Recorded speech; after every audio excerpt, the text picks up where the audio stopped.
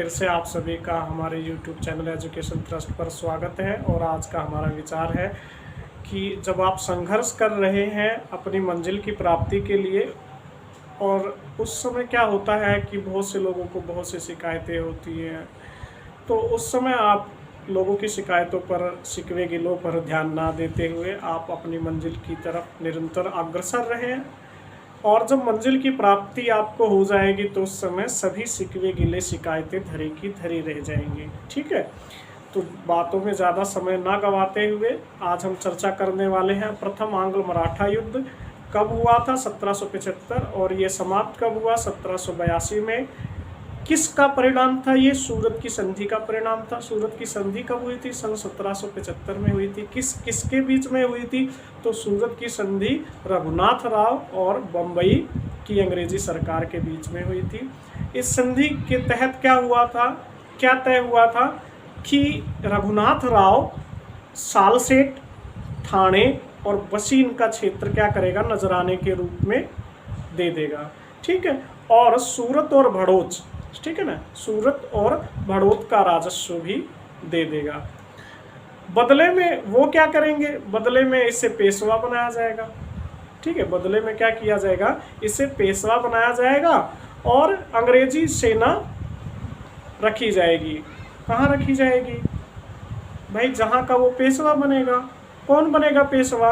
रघुनाथ राव बनेगा। तो इसी संधि के तहत कर्नल कीटिंग, कौन? कर्नल कीटिंग एक सेना लेकर कहाँ पहुंचता है? सूरत पहुंचता है। कौन पहुंचता है? Colonel kidding.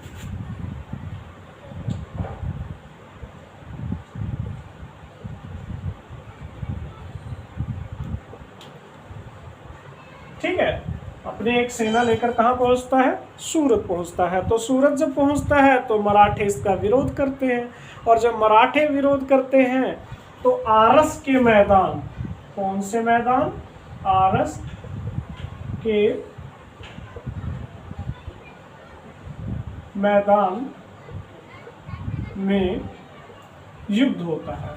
आरस के मैदान में युद्ध होता है। किस किस के बीच में युद्ध होता है? तो जो अंग्रेजी सेना थी उसके और मराठों के बीच में युद्ध होता है।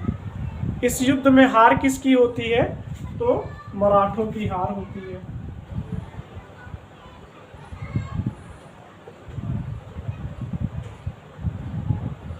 अब जब मराठों की हार होती है तब एक संधि होती है, और उस संधि को किस संधि के नाम से जाना जाता है? पुरंदर की संधि के नाम से जाना जाता है। किस संधि के नाम से जाना जाता है? पुरंदर की संधि के नाम से जाना जाता है। कब हुई थी? सन 1776 में हुई थी। कब हुई थी पुरंदर की संधि? 1776 में। पुरंदर की संधि में क्या तय हुआ था कि सालसेट और ठाणे का क्षेत्र तो अंग्रेजों के अंडर ही रहेगा। ठीक है, बदले में कंपनी क्या करेगी? कौन सी कंपनी? ब्रिटिश कंपनी क्या करेगी? रघुनाथ राव का समर्थन नहीं करेगी। किसका समर्थन नहीं करेगी? रघुनाथ राव का समर्थन नहीं करेगी। अब ये याद रखने की जरूरत है, जो ये पुरंदर की संधि हुई थी ना, ये मराठों और कलकत्ता की अंग्रेजी सरकार के बीच हुई थी। किसके बीच में हुई थी? मराठों और कलकत्ता की अंग्रेजी सरकार के बीच हुई थी। और यह बात बम्बई की अंग्रेजी सरकार को अच्छी नहीं लगी। ठीक है, बम्बई की अंग्रेजी सरकार को अच्छी नहीं लगी, और बम्बई की अंग्रेजी सरकार ने क्या किया? फिर युद्ध किया। किससे युद्ध किया? मराठों से युद्ध किया। और उस युद्ध में क्या होता है? बम्बई की अंग्रेजी सरकार हार जाती है, और जब बम्बई की अंग्रेजी सरकार हार जाती है तब एक और संधि होती है। उस संधि को किस नाम से जाना जाता है? बड़गांव की संधि के नाम से जाना जाता है। उस संधि को किस नाम से जाना जाता है? बड़गांव की संधि के नाम से जाना जाता है। ठीक है, किस संधि के नाम से जाना जाता है? बड़गांव की संधि। बड़गांव की संधि कब हुई थी? सन 1779 में हुई थी। कब हुई थी? 1779। और इस संधि के तहत क्या हुआ था? 1773 के बाद से बम्बई की अंग्रेजी सरकार ने मराठों के जितने क्षेत्र को जीता था उसे वापस कर दिया जाएगा, उसे वापस कर दिया जाएगा। अब यह संधि वारेन हेस्टिंग को अच्छी नहीं लगती है। किसको अच्छी नहीं लगती है? वारेन हेस्टिंग को। फिर क्या होना था? फिर एक और संधि होती है। उस संधि को किस संधि के नाम से जाना जाता है? सालबाई की संधि से।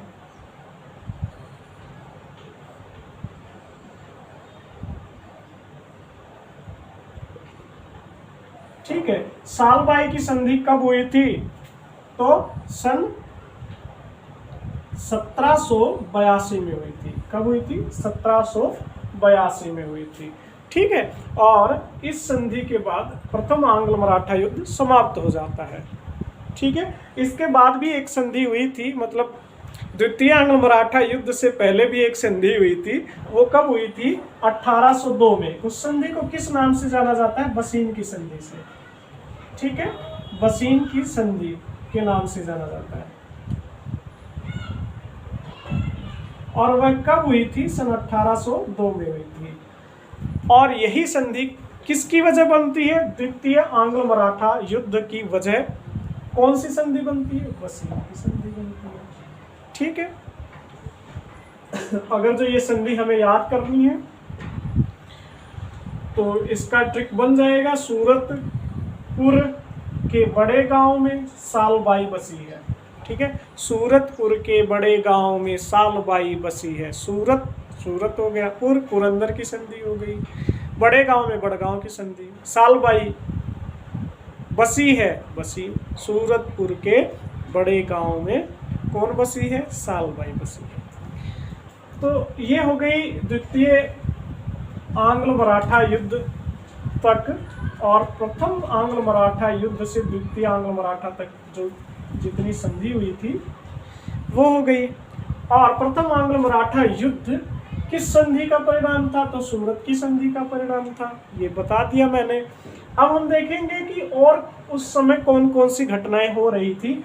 तो जरा ध्यान दो, ये युद्ध जो हुआ था, प्रथम आंग्ल मराठा युद्ध हुआ था, वो सन 1775 में हुआ था। ठीक है, उसी से कुछ समय और फ्लैशबैक में अगर जो हम जाते हैं तो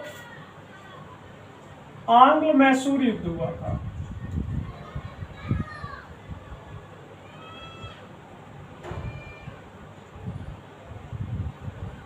ठीक है, प्रथम आंग्ल मैसूर युद्ध हुआ था। कब हुआ था? सन 1767 से लेकर सन 1769 तक प्रथम आंग्ल मैसूर युद्ध।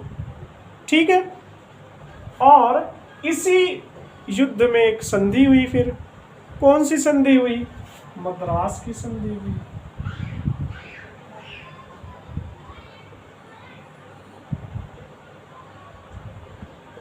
कौन सी संधि हुई? मद्रास की संधि हुई। किस किस के बीच में हुई? तो हैदर अली और ब्रिटिश के बीच में हुई।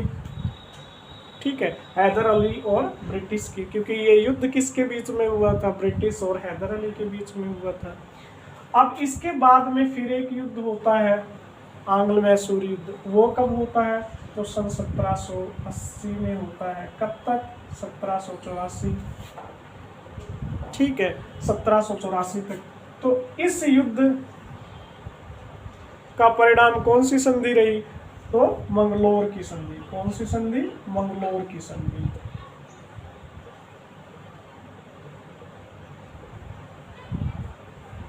और इसी युद्ध में कौन घायल हो जाता है? हैदर अली घायल हो जाता है। कौन घायल हो जाता है? हैदर अली, और उसकी मृत्यु हो जाती है।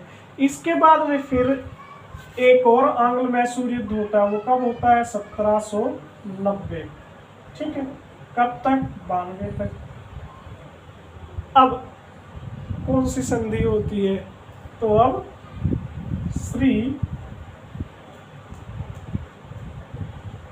रंगापट्टनम की संधि होती है। कौन सी संधि होती है? श्री रंगापट्टनम की संधि होती है। इसके बाद में फिर एक और आंग्ल मैसूर युद्ध होता है। कब होता है? सन 1799 में होता है। और 1799 के इस युद्ध में कौन मारा जाता है? टीपू सुल्तान मारा जाता है। टीपू सुल्तान कौन था? हैदर अली का पुत्र था। ठीक है, अगर जो इससे जस्ट और थोड़ी पहले चलेंगे तो आपको याद होगा 1764। ठीक है, 1764 में क्या हुआ था? तो 1764 में बक्सर का युद्ध हुआ था। कौन सा युद्ध हुआ था? बक्सर का युद्ध। ठीक है, 1764 में बक्सर का युद्ध हुआ था और 1764 के बाद ही सन 1765, कब? 1765, और 1765 में इलाहाबाद की संधि हुई थी। कहाँ की संधि हुई थी? इलाहाबाद की संधि हुई थी। और 1764 से थोड़ा और पहले चलेंगे तो 1757 में प्लासी का युद्ध हुआ था। 1757 में प्लासी का युद्ध हुआ था। किस किस के बीच में हुआ था? तो ब्रिटिश और सिराजुद्दौला के बीच में हुआ था। इस युद्ध में कौन मारा गया था? तो सिराजुद्दौला मारा गया था। 1764 में बक्सर का युद्ध हुआ था।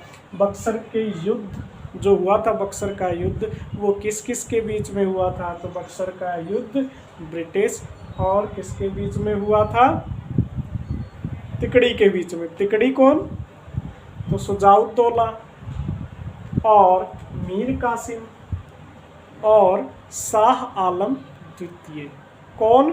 शाह आलम द्वितीय। ठीक है, इसमें भी कौन जीता? ब्रिटिश ही जीते। अब शाह आलम द्वितीय के बारे में मैं बता दूं आपको कि यहाँ से अगर जो हम कोशिश करें लिंक करने की, तो याद रखो कि 1775 से और 1802 तक ये सारे संधि हुई और युद्ध हुए। तो उस टाइम पे मुगल बादशाह कौन था? उस टाइम पे मुगल बादशाह कौन था? शाह आलम द्वितीय। ठीक है, शाह आलम द्वितीय ही था। अब अगर जो हमें ये ध्यान रखना है कि जब प्लासी का युद्ध हुआ था तो प्लासी के युद्ध के समय मुगल बादशाह कौन था? तो आलमगीर द्वितीय था। आलमगीर द्वितीय था। मुगल बादशाह कौन था उस टाइम? आलमगीर द्वितीय था।